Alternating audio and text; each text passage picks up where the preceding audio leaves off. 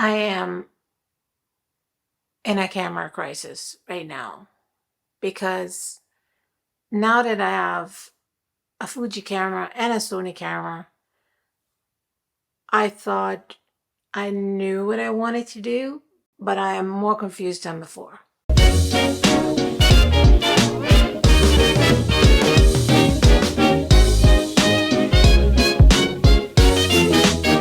Hello, welcome to my channel. Thanks for joining me for yet another Blabfest.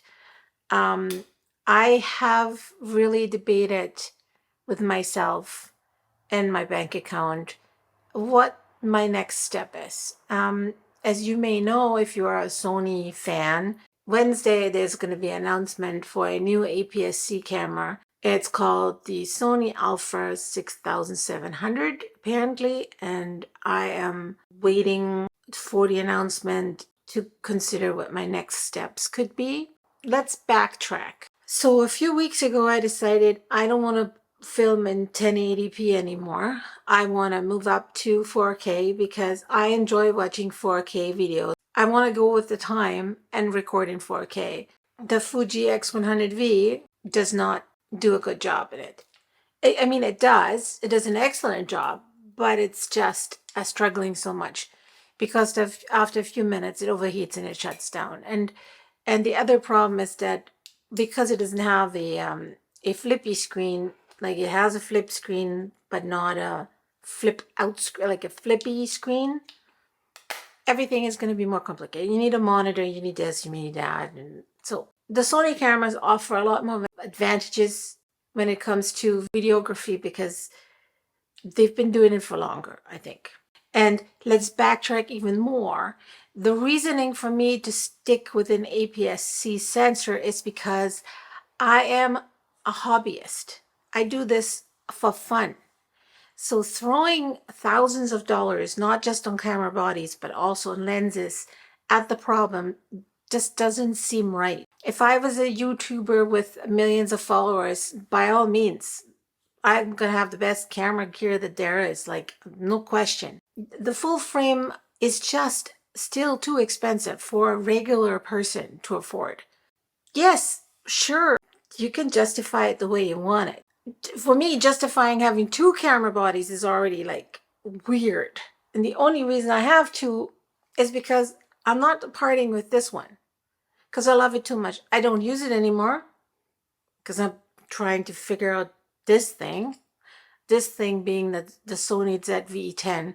Yes, I bought one of the cheapest Sony cameras that you can. So when you're hearing me bitch about it, it's because I didn't buy a full frame camera. I didn't buy the flagship. I am considering upgrading, okay? Already. I've had this for a month and I'm already considering upgrading because there are benefits to the Sony ecosystem. APS-C is where I'm going to stay just because not just the bodies, but also the lenses are way cheaper. There's not a lot of choices in the APS-C line from Sony. There's a lot more stuff going on the Fuji side. Like they have the X-T5, the X-T4, the X-T3, they're still selling that. The newly announced XS20, which I was really lusting after. Because let's face it, I've been shooting Fuji for years now, and I'm just so familiar with their menu system. It's just so much easier. I have been a JPEG only shooter for a long time. I can't be arsed to be working with raw images. Why? Fuji's images out of camera, JPEGs, are freaking fantastic. You don't have to do anything to them. They just look great. And then they give you all these film things to play with. Film simulations are great. It's like your LUTs, basically, without doing all the work.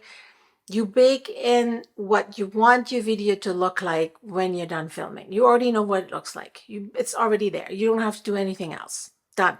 So that's why I really like the idea of filming with Fuji. But the overheating was just an issue. That I would have to buy a body, which was almost $2,000. And then I would have to buy another lens that works better for video. That was also $1,500.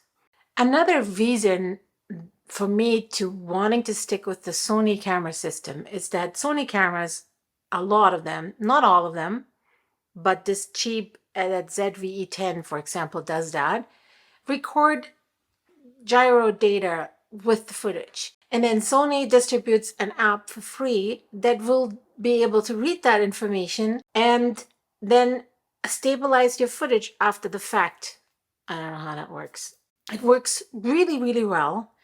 I took some pictures at a car show, and they were all taken handheld, and they're all stabilized after the fact.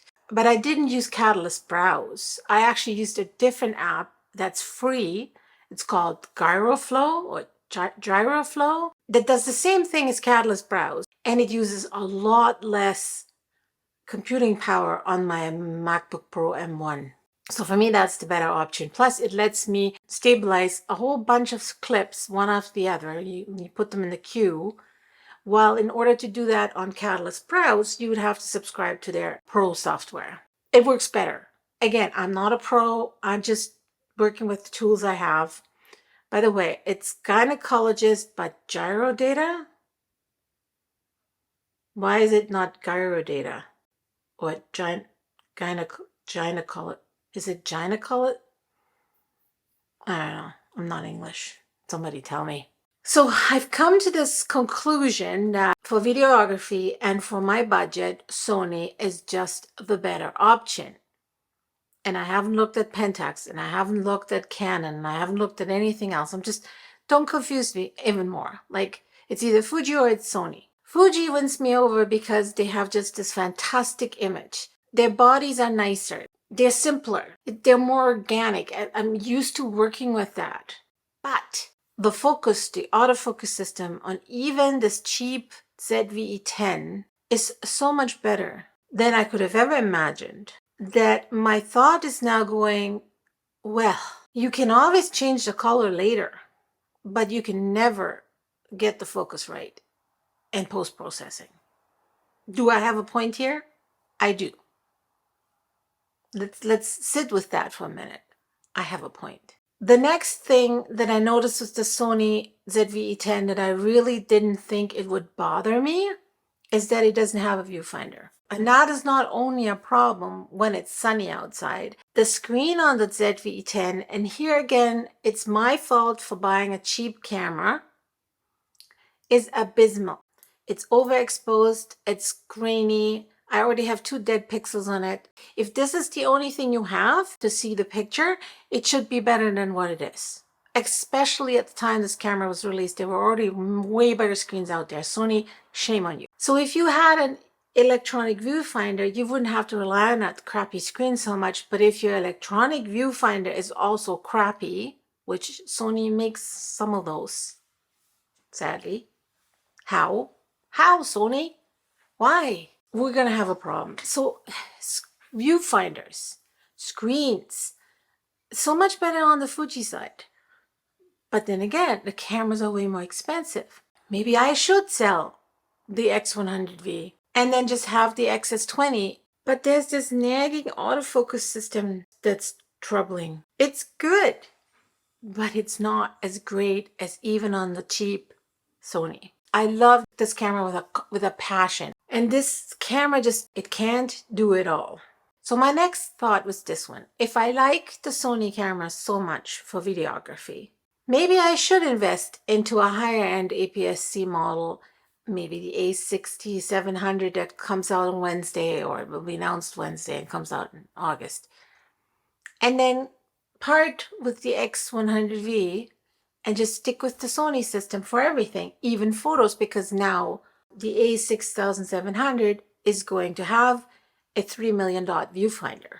If there wasn't that nagging color thing, but again, you have the Sony camera and you put it in automatic everything, and you take pictures of your family and 90% of the shots are in focus. I'm talking from a perspective of a 3-year-old rangefinder camera, and maybe Fuji has gone leaps and bounds with their new autofocus system, and it's so much better, and the XT5 and whatever. But again, I'm looking at a camera that is also just as old from Sony, and an autofocus is so much better. There are so many decisions that have to be made that right now frustrate me because my channel is nowhere near a place where I should even consider these decisions. I bought another lens on Facebook Marketplace on the weekend. I got the 35 millimeter f1.8 with the optic stabilization. Oh, Gracie, what? I took some pictures with it, just some regular photographs in my backyard, and literally every picture was a different color.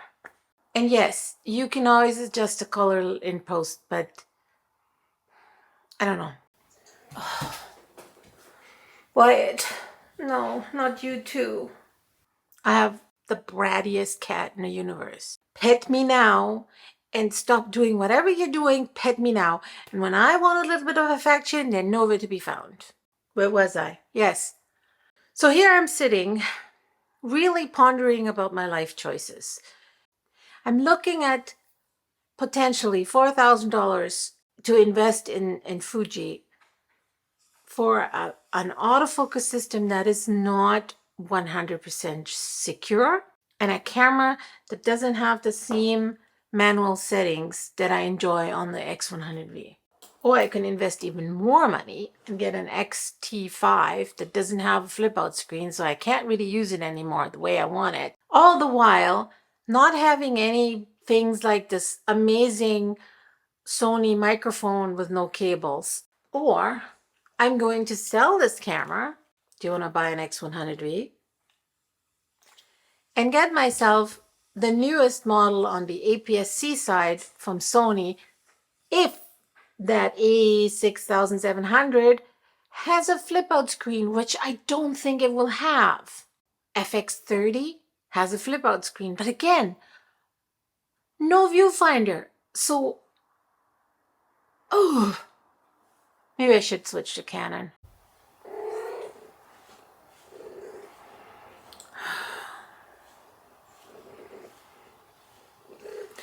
Gracie, what am I gonna do? Should I buy a new Sony camera or should I buy a Fuji camera? Should I sell my X100V? Should I sell all those Sony lenses that I just bought? Should I stick with Sony? Should I keep two different camera systems around? Should I put two cameras in my purse all the time? What do you think? What do you think, Gracie? Let's wait for Wednesday and see what Sony announces. Okay? Does that make sense? Let's wait for Wednesday. Thanks for joining me again today. I hope you learned something, and if it's only that I don't really know much, I hope I'll see you again in my next video. Say bye, Gracie. Okay, bye.